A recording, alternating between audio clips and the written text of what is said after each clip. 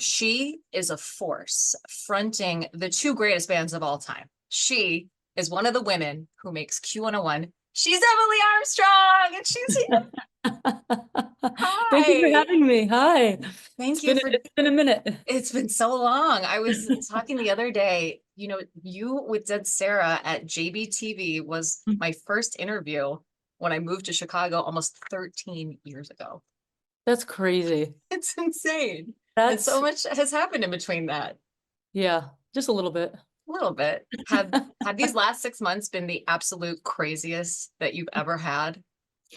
Ever experienced in my life, yes. I can imagine. Absolutely. Yeah. Just being on the other side and witnessing what's happening. I love seeing all these music fans, a lot of them discovering you for the first Mm. time, this new chapter for Linkin Park, this new chapter for you, and being one of the women who make this amazing radio station. Going back to the beginning, did you grow up in a musical household? Not necessarily, no. No? No, it was just kind of what was on the radio at the time, and I knew that I loved it. And it wasn't until there was a band that was playing at school that I was like, holy shit. I mean, my mom played a little bit, my aunt played some. She's actually a really good guitar player, but it wasn't like they were playing all the time. You know what I mean? Like it Sure. wasn't around for that. But it was more about the kids at school. Gotcha. And Yeah. was that when something clicked for you when you were around 11, Hmm. when you first picked up a guitar Yep. Yep. It's and exactly what wrote your first song? Yeah, literally. I mean, I think I probably wrote my first song when I was 12 because I got a guitar for my 12th birthday. So I was like really into playing guitar. I was like, oh my gosh, this is it. And then I got a guitar for my birthday, and then I just started writing and practicing and trying to figure things out. And again, like I said, that band that was at the school, they were older and they were, writing songs and having shows and stuff. And I was just like learning a little bit from them. Like, can you show me some chords and stuff? And that was that. Do you remember that first song that you wrote? I kind of do, yes. And Um, yeah, I think there was some before that, but the one that actually like a full song, like fully written, I do, and it's very nonsensical. Just it was the 90s, the late 90s, that nothing made sense. That I was listening to all the time, but I'm not going to sing it right now. I can't do it. Yeah. I played like bar chords, like this, just like, yeah. yeah. Oh my gosh, I can't even imagine. When I first picked up guitar, I played with my thumb and just went like this. And I did the race car song because it just sounded like, wah, wah, wah, wah. Oh yeah, yeah, yeah, yeah, yeah. You're way better than me though. But I had singers like that, I like friends, because I never was like I was never like wanted to be a singer. So I'd have people sing the songs that I wrote. And that was like I just loved being in a band, and I Yeah. figured obviously I ended up being a singer. But Which that shocks me that that wasn't your first kind of foray into it. What was that turning point when you decided, okay, let me try singing now? well, I was kind of forced into it just because the singers that came and went, I was just kind of, I got kind of annoyed, like people leaving and coming and going. And obviously, like I wanted it to sound, I didn't realize at the time, I wanted it to sound a certain way. Um, and I realized that later as I was like, okay, we were about to do like a little tour up the coast of California, and the singer couldn't do it. And then I was like, okay, I guess I'll just do it. Like it was kind of annoying. Like I was like, oh, okay, I wrote the songs, I'll do it. But then at that point, I was just kind of like, okay, so once I started getting in front of people, I was like, okay, there's something to this. I'm still not the best, but I could hear it. Mm. So I was like, I clicked into that and going, wait, okay. And then I just started going into that mentality of just like, wait, chasing that sound that I heard so well in my head and realizing, oh, I can't get anybody to do this, Mm. you know, just because you can't articulate something like that. You just have to do it. And so I started doing it, and I found so much pleasure doing it and being in a band and writing the songs and having it just come to life, in a way. And but at the same time, it's a dream to be in a band with another singer, you know, because that's always been something that I really wanted, you know. Yeah. So it's And you really cool. guys, oh my gosh, we talk about it, just a perfect combination, like peanut butter and chocolate. I just can't get over it. So first off, what was your first introduction to Linkin Park? You were a fan, correct? Yeah, yeah. I was around that age, you know, maybe a little bit older. But yeah, Hybrid Theory came out and it was just like new metal was everything, you know, Mm. and especially that song. I remember I bought the album and showed it to everybody at school, and I was like, you guys, this album is so fucking good, you know, and got everybody, you know, hyped on it and stuff. And obviously it took on a life of its own, but Yeah. I was just like, oh man, if he could do that, I could do it. Because I was learning to sing, you know, a little bit later. Like I was just like, I could do that. I could scream and sing. Hell yeah. If he could And do it, I you could do it. are. And you Yeah. did it, and you are. Yeah. What was So that?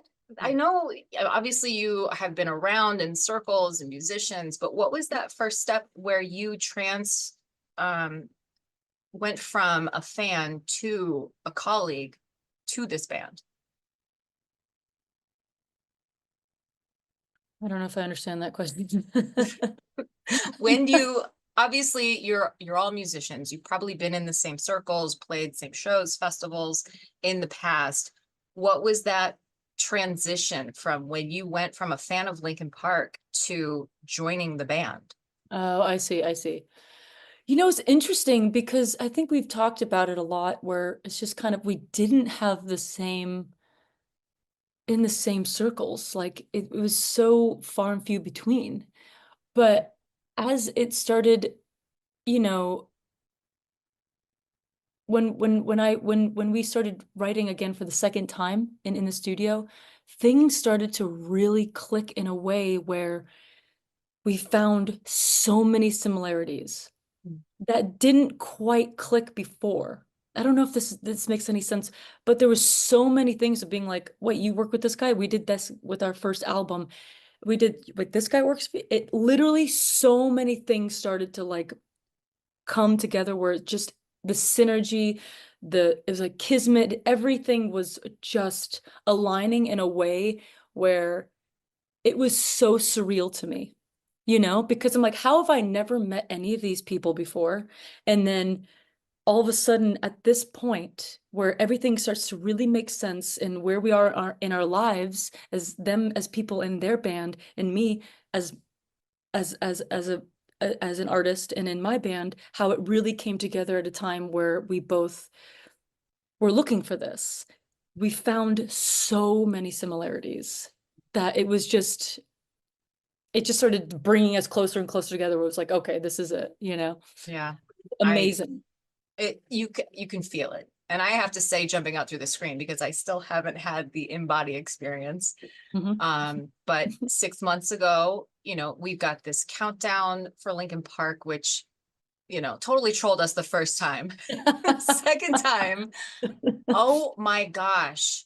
I get goosebumps still thinking about it 4 months later. Yeah. Just this moment of anticipation, what's happening, this band we love so much, we've missed them so much. And is it a new singer? Is it a new reformation? Is it a new band? And then the way you all came out with the Emptiness Machine and gave us this gift of this incredible song, and the way that Mike opens it up and gives you kind of a full proper introduction, and then when you jump in with your voice, oh my God, like it imploded. I was in a room where we were all watching this live stream together here at Q101 in the studio. Yeah. And I mean, it was like every emotion you could imagine, crying, just so excited. And oh, your voices sound so good together. Yeah. I agree. I know I'm talking a lot. It's such a moment. It's going to be a core memory for me for the rest of my life. Me too, believe me. I can imagine. But did you and Mike just fall into place immediately day one? You said maybe that first couple sessions wasn't clicking as well as post-pandemic when you kind of came back together and reconvened. Yeah, I mean, that first time was there was still something there. But it wasn't like it was the second time, you know, where it was just like, whoa, like things just, I can't even explain it. It just, everything made sense. Everything I Mm, did, everything we talked about, every, uh, from the message to where we were even in our lives, mm, open, ready. All those things come into play. It's not just yeah, we can write songs together, which it kind of was a little bit more before. mm, You know, it's like, yeah, we can write songs, but there's just other part. It's like the Rubik's Cube, it's like, yeah, you're getting there. Yeah, that's cool. Yeah, it's like so close. Like, well, mm, mostly red on one side, but it's like once all that kind of came together, it clicked. You were like, oh, okay. And then it flowed, everything. And I mm, think that's something that I look for in a band. That's why I love being in a band so much. That synergy, mm. that energy you get with everybody, and everybody plays off each other, and it becomes something bigger than yourself. That's what we have. And I gotta know, how the hell did you keep it a secret for so long? Like, how I did know, you walk around with that inside of you I without know. screaming it on the rooftops? Believe me, I wanted to at some points, and it just got to the point where I was just like, "Oh my God, could this just be over?" Like I just started getting so annoyed. I was so excited for a while, and then it was just like frustration at the end. And obviously, it's still so because there's so many nerves, where you're just like, I want this to stop. I want these nerves to just go away, you know. Mm, And at the time, I'm like, you know what? This only happens once. Just try to take it yep. in every day. So, you kind of get ahead of yourself, you get behind. It's like all this push and pull from your mind and stuff. And so you just have to kind of be like, you know what, this is only going to happen once. So then that kind of grounded me. I love that. Yeah. And the album is such a work of art, top to bottom. The visuals, the videos Joe's been doing. Yeah. I think 4 songs were released before we even had the album. Is that right? Hmm. Like Yeah. little tastes and teasers. And sitting with the album, one of my favorite things is the outtakes. So the little commentary between you and Mike, and just, I don't, from in between sessions or something. And there's one that sticks out where he goes, I think it's before Casualty, and he's like, put your screaming pants on. Screamy. Yeah. Screamy pants on. Put your screamy pants on. I'm like, all right. So Oh it, yeah, there's a lot of that. Yeah. what the hell are your screamy pants made of? Because holy shit. Not polyester. No. Whatever that you were wearing when you were recording Heavy's the Crown, Hmm. that might be the most iconic scream I've ever heard. It's got to be at least 67 seconds long of just, Assless chaps. That's what there it it was. is. Perfect, perfect. I saw a little clip. Are you already working on new music? We Is always that are. what it was? There was a little clip of you in a vocal booth, and it didn't sound like a song that I had heard before. Interesting. Oh man, Uh, the presents keep coming. Well, I have I a mean, feeling you. you can't stop Mike, even when there's time off. That fucking genius is just it's pretty amazing to have, in a band, to have that person. We're so lucky to have him, he's Yeah, such a great songwriter. So, as long as he's never stopping, we're not stopping, you know. I will keep taking it. So you're pretty Yep. much a little break now, but touring kind of nonstop through November. We finally get Linkin Park in Chicago. I Mhm. truly feel like it's been years since the announcement, and then not, keep getting 3 dates at a time. They're nowhere near us, trying to figure out what kind of points I can put together to make it over to Korea. Like, I have to see Oh Linkin yeah, yeah, Park. yeah. So Yeah. in the round, which I'm so excited for, such a Mhm. badass way to perform and present this new music, the old Linkin Park songs that you are complementing and just executing perfectly. With Paris, August 11th, tickets still available at q101.com. Oh my gosh. We've been waiting. It'll be a year by the time that show gets Oh here. yeah. So Oh, we have yeah. we're gonna have a lot to get out Yes. in the pit Yes. And I look forward to it. at that show. I'm just so glad that you're here. And I would be remiss and not doing a service to the dedicated if I didn't acknowledge that Dead Mhm. Sara is not dead.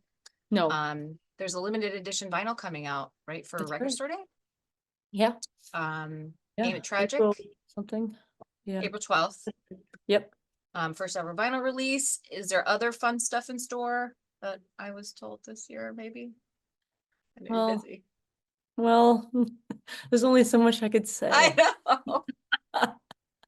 There's always gonna be fun stuff.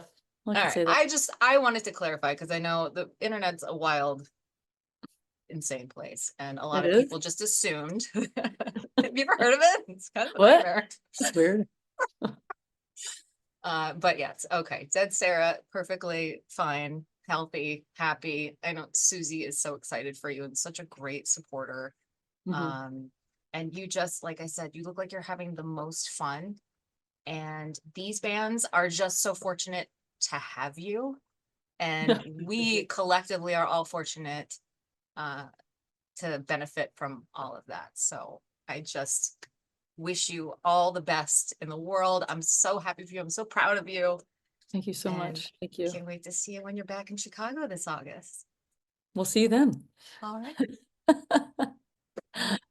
All Emily right. Armstrong, the Women Who Make Q101. Woo! Final thoughts, Lauren? Thank you for joining us. I'm so excited for you guys. I just think that you're gonna blow up and you're gonna take over the world.